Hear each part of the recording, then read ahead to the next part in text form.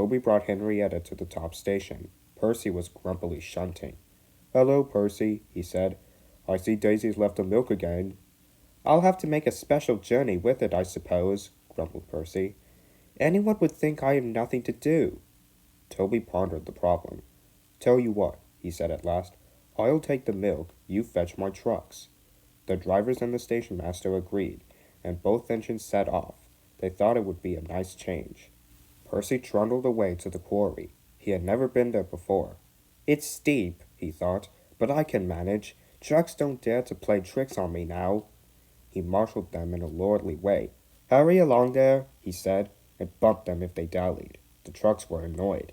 "This is Toby's place," they grumbled. "Percy's got no right to poke his funnel up here and push us around." They whispered and passed the word. "Pay Percy out."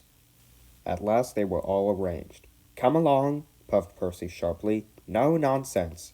"We'll give him nonsense," giggled the trucks. But they followed so quietly that Percy thought they were completely under control. They rumbled along the twisty line till they saw ahead the notice saying, "All trains stop to pin down brakes." Whistled Percy. "Brakes guard, please." But before he could check them, the trucks surged forward. On, they cried. Percy, taken by surprise, could not stop them, and in a moment they were careering down the hill. "Help! Help!" whistled Percy. The man on duty at the street crossing rushed to warn traffic with his red flag, but was too late to switch Percy to the runaway siding. A slow-moving cockerel lost its tail feathers as Percy thundered across. But Percy couldn't bother with him. He had other things to worry about. Frantically trying to grip the rails, he slid past the engine shed into the yard. "Look out!" he whistled.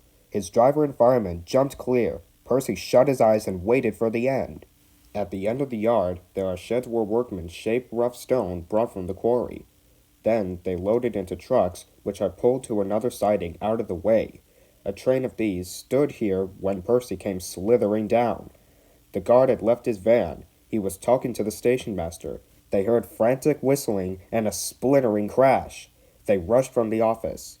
The brake van was in smithereens. Percy, still whistling fit to burst, was perched on a couple of trucks, while his own trucks were piled up behind him. The Fat Controller arrived next day. Toby and Daisy had helped to remove most of the wreckage, but Percy still stood on his perch.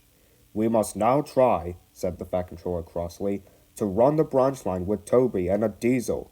You have put us in an awkward predicament." "I'm sorry, sir." "You can stay there," the Fat Controller went on, "till we are ready. Perhaps it will teach you to be careful with trucks."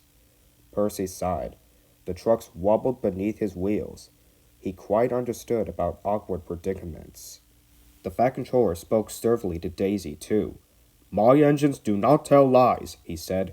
"They work hard with no shirking. I send lazy engines away." Daisy was ashamed. "However," he went on, "Toby says you worked hard yesterday after Percy's accident, so you shall have another chance." "Thank you, sir," said Daisy. "I will work hard, sir. Toby says he'll help me." "Excellent. What Toby doesn't know about branch line problems," the Fat Controller chuckled, "such as, bulls, isn't worth knowing. Our Toby's an experienced engine." Thomas came back next day, and Percy was sent to be mended. Annie and Clerpa were delighted to see Thomas again, and he took them for a run at once, because they hadn't been out while he was away.